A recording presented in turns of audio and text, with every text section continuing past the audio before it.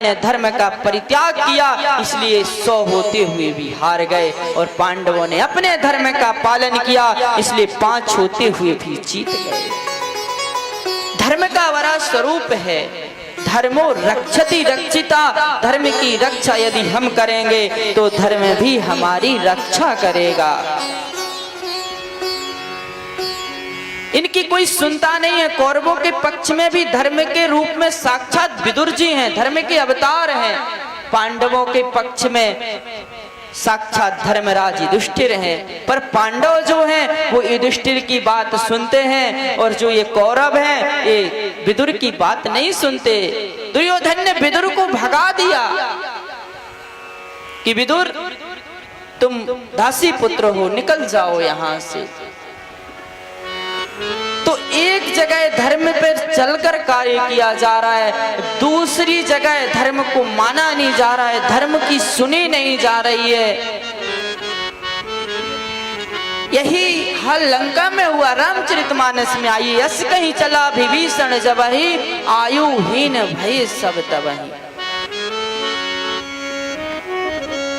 जैसे ही विभीषण धर्म के रूप में वहां पर विराजमान है, और जैसे विभीषण ने छोड़ा वहां से निकला, उसी समय गोस्वामी तुलसीदास जी ने लिख दिया कि आयुहीन भय सब तबहि। ऐसी हमारे जीवन में जब हमारा धर्म चला जाता है तो उसी समय हम मरने के तुल्य हो जाते हैं। तो कौरवों के पास धर्म तो था, पर उन्होंने धर्म की बात मानी नहीं। पांडवों के पास धर्म है, उन्होंने धर्म की मानी।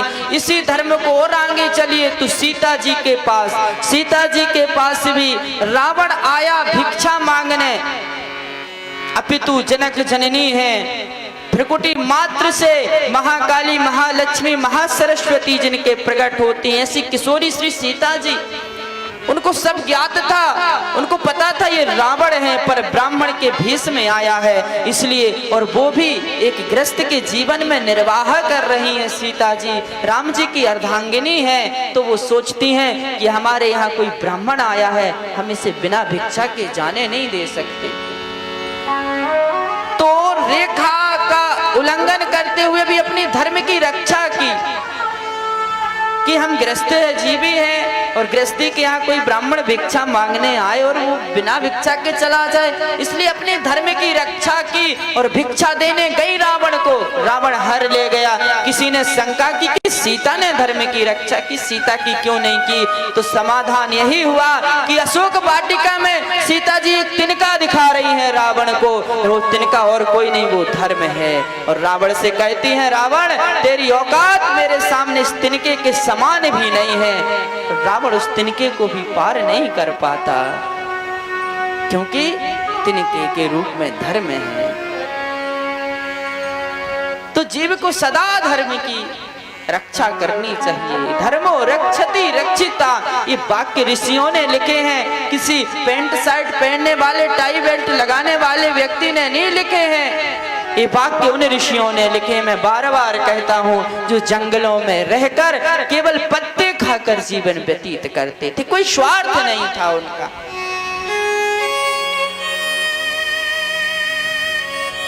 तो यहाँ पर पांडवों की विजय हुई है, दुर्योधन कौरवों का पराभव हुआ है, परास्त हो गए हैं।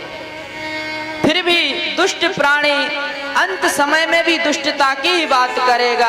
कहता है किसी एक का सिर तो लाके दे दो। अश्वत्थामा ने कहा, मित्र तुम चिंता मत करो, एक का क्या, मैं 5 का सिर लाके आपको दूंगा। अश्वत्थामा गया है, रात का समय है, जाके राखोए साइया, मारे सके ना कोई। जिसको भगवान है रक्षा करता, उसे कोई मार सकता है क्या? कौन मार सकता है उसे? जिस पर प्रभु की कृपा हो, ठाकुर जी की कृपा जिस पर हो, उसे कोई नहीं मार सकता। तो ठाकुर जी पांडवों को लेकर पहले ही खुशियां मनाने चले गए। युद्ध जीता है तो खुशियां मनाएंगे। पांडवों के बालक सो रहे हैं, भीम का बेटा भीम जैसे, जैसे जिसके पिताजी वैसे ही बालकों के मुख हैं। क्योंकि पहले बच्चे गर्भाधान संस्कार से होते थे, इसलिए पिता जैसा ही बालक होता था।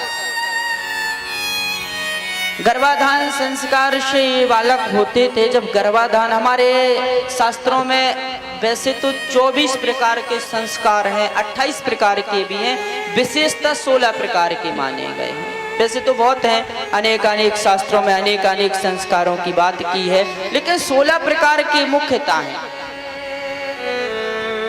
तो जो संस्कार हैं वो गर्भाधान संस्कार, जब पति पत्नी पुत्र की इच्छा से एक मुहूर्त में, निश्चित मुहूर्त में, निश्चित योग में संसर्ग करते हैं, उसे गर्भाधान संस्कार। निश्चित मुहूर्त में, अच्छा निश्चित मुहूर्त में जब हमने गर्भाधान संस्कार किया तो निश्चित समय में ही जन्म होगा, निश्चित समय में भी जन्म होगा।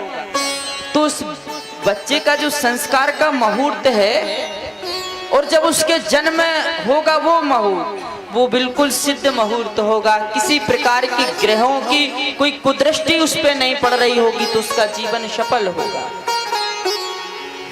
तो बहुत आगे जाएगा। इसलिए हमारे ऋषियों ने ये परंपरा चलाई थी। पर अब ये परंपरा नहीं है, कभी भी जन्म होता है, कुछ भी होता है। इसलिए कभी इस नक्षत्र मंडलों में, तारों मंडलों में जो ग्रह है उनकी दृष्टि उस समय में अशुभ भी होती है, शुभ भी होती है, तो उसका प्रभाव पड़ता है। इसलिए संस्कारों का विधान है। पहले बालक होते थे गर्भाधान संस्कार से, लेकिन अब तो क्या, पशु पक्षियों की तरह, बंदर बिल्लियों की तरह, तो हम अपने स्वरूप से पृथक होते जा रहे हैं। तो ऐसे पावन गर्भाधान संस्कार से, और फिर बच्चा बिगड़ता है, इसमें बच्चे का दोष नहीं है, दोष तुम्हारा है। तुमने बच्चे का जीवन बर्बाद किया, बच्चे ने नहीं किया।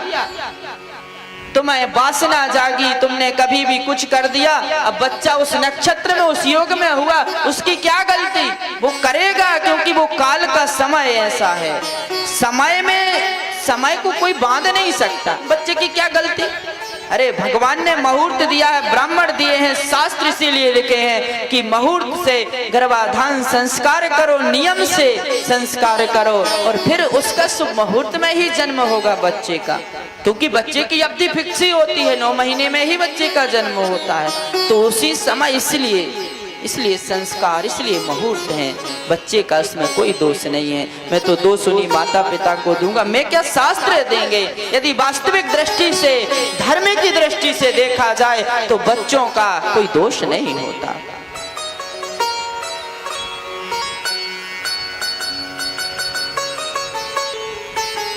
फिर भी ठीक है, उन पे गलत ग्रहों का प्रभाव रहता है, गलत संगति में फंस जाते हैं। फिर भी उनको चाहिए कि फिर भी अपने माता पिता की सेवा करें, उनका तो कर्तव्य ही है, और करते भी हैं, प्रयत्न भी करते हैं। पर क्या करें, समय के चक्कर से कौन बच पाया, राम पे भी आए हैं कष्ट, नहीं बच पाते हैं। समय का फेर बहुत खतरनाक होता है। जिसके जीवन में जिस समय जो होना है वो होना ही है, उसे कोई नहीं बदल सकता। अब मेरे पास समय बहुत कम है, नहीं तो एक बहुत अच्छा प्रसंग मुझे पद्म पुराण का याद आ रहा था, पर समय कम है तो भागवत जी ही आगे चलेंगे, क्योंकि बहुत लंबा पहुंचना है। तो यहाँ पर जो बच्चे हैं वो सबके एक जैसे हैं, क्योंकि बच्चों का जो संस्कार हुआ वो गर्भाधान की रीति से हुआ है, सो रहे हैं। और उन बच्चों का सौभाग्य तो देखो कि अपने माता पिता की जान बचाकर खुद की जान देते हैं। धन्य है ऐसे बालक, कितना बड़ा पुण्य का कार्य किया। और वो कोई साधारण माता पिता नहीं थे, भगवान कृष्ण के परम प्रिय थे पांडव, और जो परम प्रिय भगवान के भक्तों की जान बचाए, उससे श्रेष्ठ संसार में कोई हो सकता है। तो प्रणाम है ऐसे उन बालकों को, जितनी भी उनको ये सौभाग्य मिला, जिनकी महिमा आज ऐसी पवित्र व्यासपीठ से गाई जा रही है, जिनकी महिमा बड़े बड़े संत महात्मा गाते हैं। तो आज अश्वत्थामा गया है और द्रौपदी के उन पांचों बालकों का सिर काट दिया उसने। उसने जाना ये पांडव सो रहे हैं। जैसे ही द्रौपदी को पता लगा, सुबह आई कि मेरे बालक उठ गए होंगे, मैं बालकों को उनकी आसन दे आऊं, क्योंकि वो संध्या वंदन करते हैं, नित्य नैमित्य कर्म करते हैं, उनकी मैं आसन दे के आऊं। द्रौपदी गई है। द्रौपदी ने जब अपने उन बालकों के कटे हुए सिर देखे हैं, चक्कर खा के गिर गई है। जैसे ही एक दासी आई, दासी ने देखा द्रौपदी मूर्छा अवस्था में पड़ी है, और जैसे ही दासी ने देखा जोर से चिल्लाई, अर्जुन के कक्ष तक आवाज पहुंची। अर्जुन दौड़ते दौड़ते आए, द्रौपदी को होश आया है, विकल होकर रो रही, अर्जुन भी रो रहे हैं। पूछा किसने ये कार्य किया? द्वारपाल कहते मैंने अश्वत्थामा को जाते हुए देखा है, आते हुए नहीं देखा है। आज प्रण किया है द्रौपदी के सामने कि मैं बाल हत्यारे को जब तक तुम्हारे सामने लाके ना उसका सिर धड़ से अड़क करूं, तब तक मैं अन्न जल ग्रहण नहीं करूंगा। आज अश्वत्थामा को पकड़ने के लिए स्वयं कृष्ण के साथ अर्जुन चल पड़े हैं। वहां पर ठाकुर जी के साथ अर्जुन है। अश्वत्थामा घबराया हुआ है, उसे डर लग रहा है। पाप करने के बाद डर लगता है, झूठ बोलने के बाद डर लगता है, ये स्वाभाविक है। आप झूठ बोलकर किसी से आओ और पलंग पे सो, नींद नहीं आएगी, आ भी जाएगी, कुछ भजन अजन चला के सो जाओ तो आ भी जाएगी, लेकिन चिंता यही लगी रहेगी कि मैं झूठ बोल के आया हूँ, पकड़ा जाएगा, कोई गलत कार्य करके आया हूँ, पकड़ा जाएगा। और सत्य बोलकर आओ तो आराम से खर्राटे बजा के सो। तो ये सत्य और झूठ में, गलत और सही में, पाप और पुण्य में अंतर है।